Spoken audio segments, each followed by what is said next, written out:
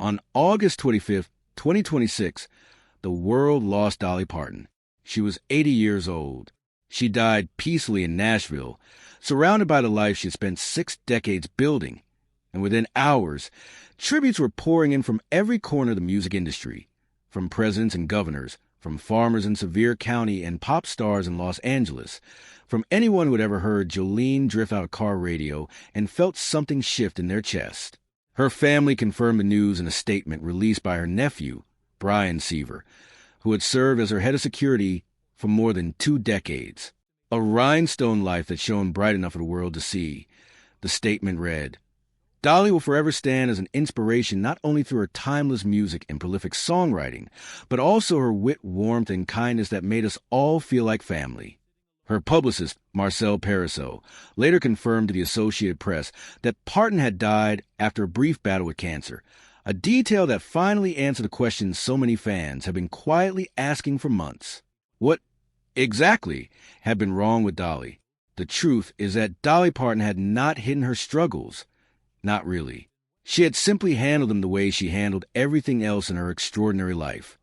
With humor, with grit, and with an almost stubborn refusal to let anyone see her as fragile.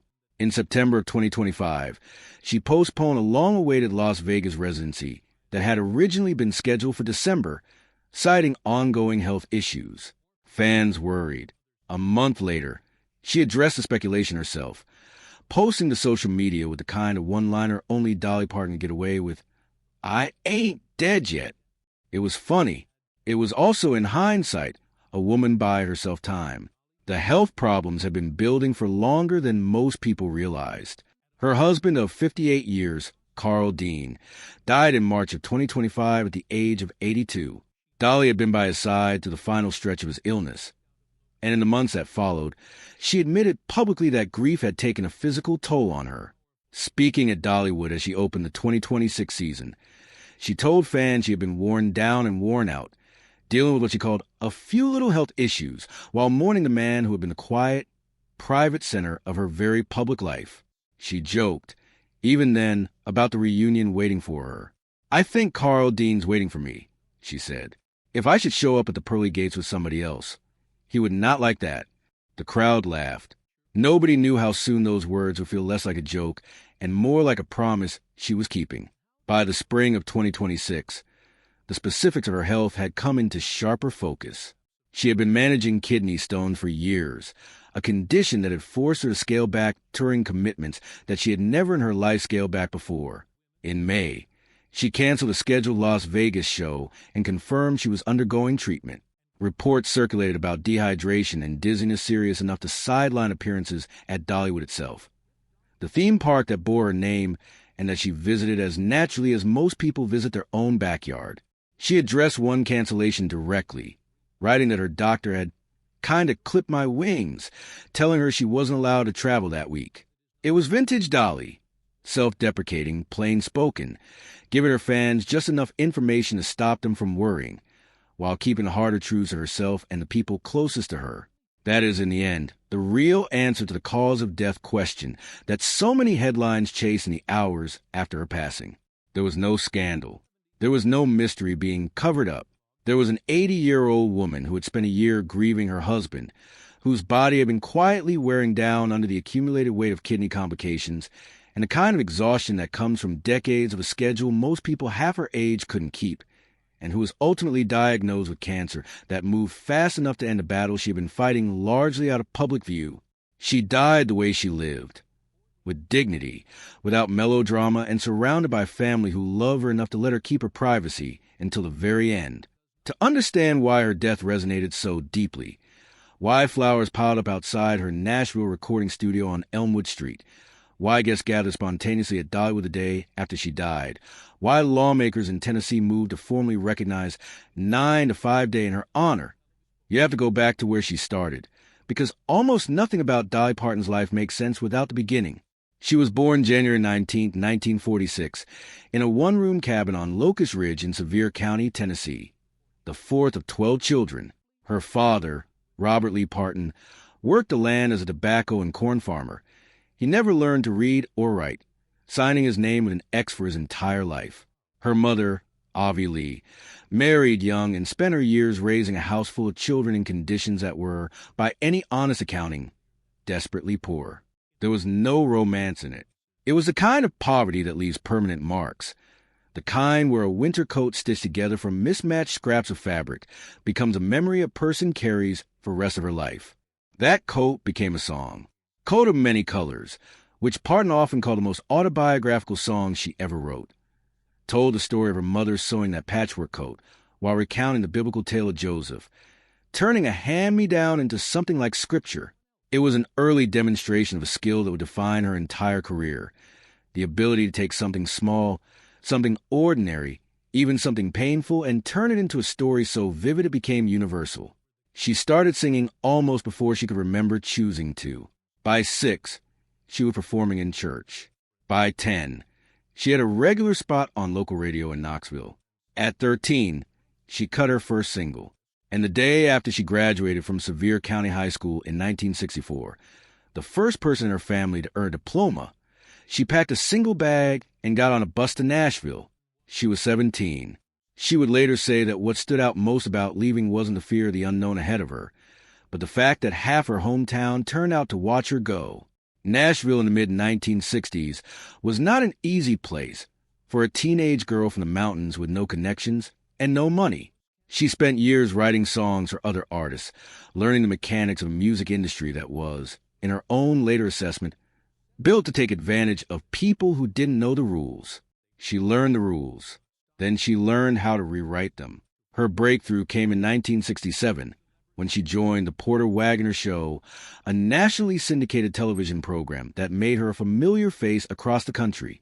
Wagoner gave her a platform most young singers could only dream of, but the partnership was also complicated, professionally generous, and, at times, personally difficult. It was during these years that Parton began deliberately building the image the world would come to know. The wigs, eventually more than 100 of them, each one cataloged, the rhinestones, the nails, the makeup applied with precision of an artist who understood exactly what she was doing. "It takes a lot of money to look this cheap," she famously said, laughing as she said it. But underneath the joke was a genuine philosophy. The image was armor. It let her walk into any room, on any stage, in any century of the music business, and be instantly, unmistakably herself. When people made dumb blonde jokes at her expense, she waved them off a line she used for decades. "I'm not offended by all the dumb blonde jokes, because I know I'm not dumb, and I also know I'm not blonde." Underneath the wigs and the rhinestones was the actual engine of her career, the songwriting.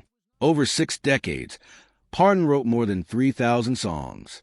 She wrote at 3 and 4 in the morning, before the rest of the house woke up, because that was when the quiet let her hear whatever was trying to come through. She wrote on hotel napkins and the backs of envelopes and whatever scrap of paper happened to be within reach when a melody arrived uninvited. She called her songs her diary. Thousands of entries recording 6 decades of love, loss, faith, homesickness, and hard-won joy. And, critically, she owned almost every one of them. In an industry that had built its fortunes by separating songwriters from the rights to what they created, Dolly Parton held on to her publishing with a fierce, non-negotiable insistence that had been forged in childhood, watching people around her lose everything they had to those with more power and fewer scruples. That insistence was tested most famously in the mid-1970s. In 1974, after 7 years alongside Porter Wagoner, Parton decided it was time to leave and build her solo career on her own terms. She wrote him a song to say goodbye, a farewell wrapped in gratitude, 3 minutes and 32 seconds long. She played it for him before she left. He wept, she wept, and then she walked out the door anyway. The song was "I Will Always Love You." It hit #1 on the Billboard country chart that year. Not long after, Elvis Presley's camp reached out wanting to record it.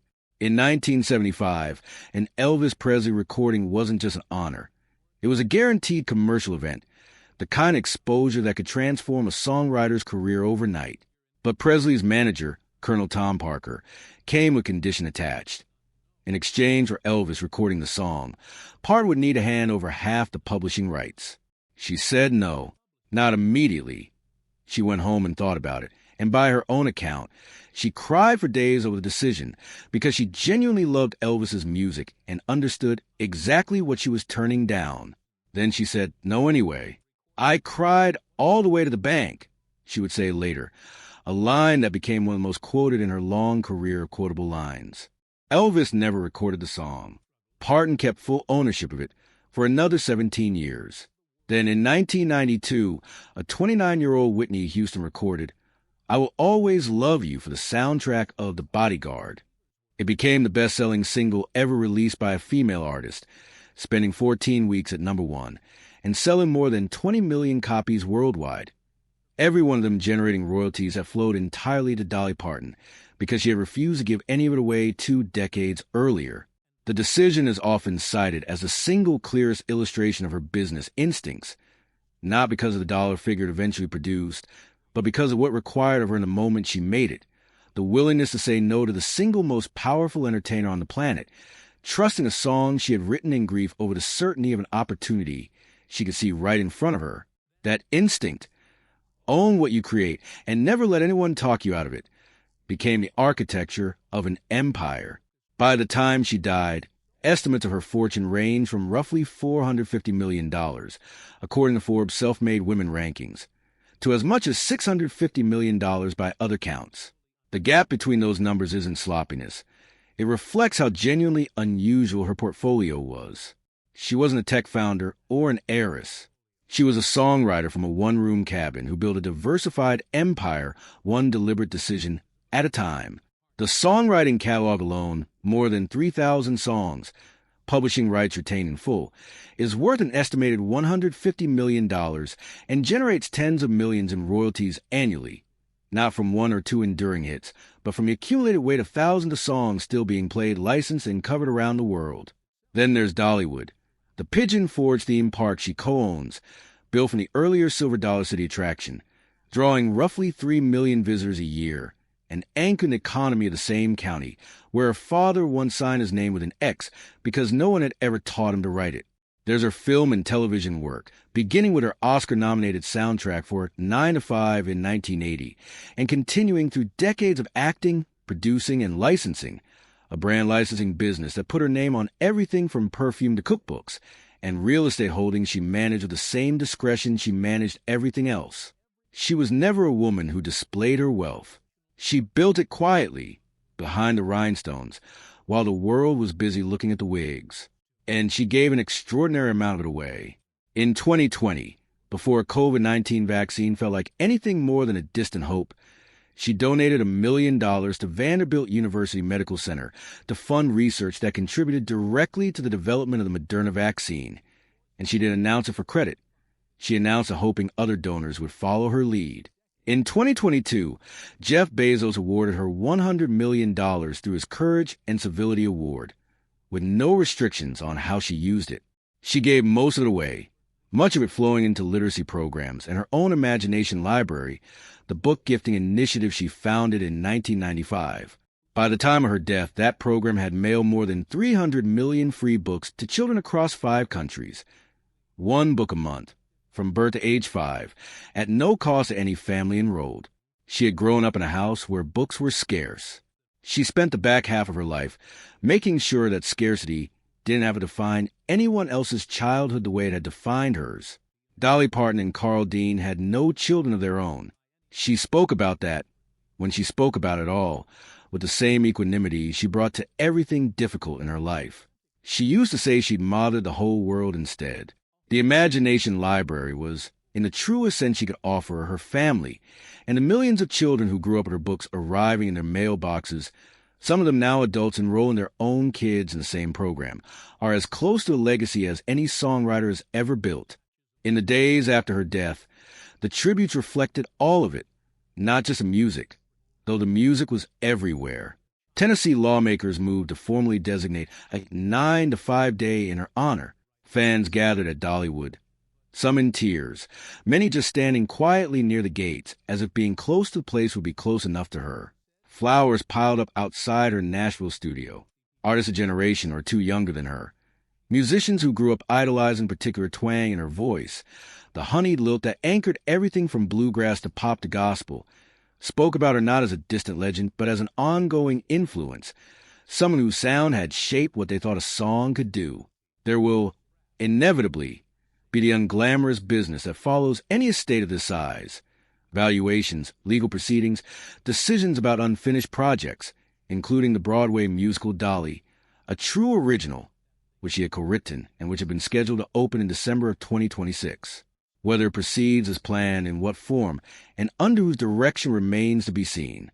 That part of the story will play out slowly in courtrooms and boardrooms, far from any stage.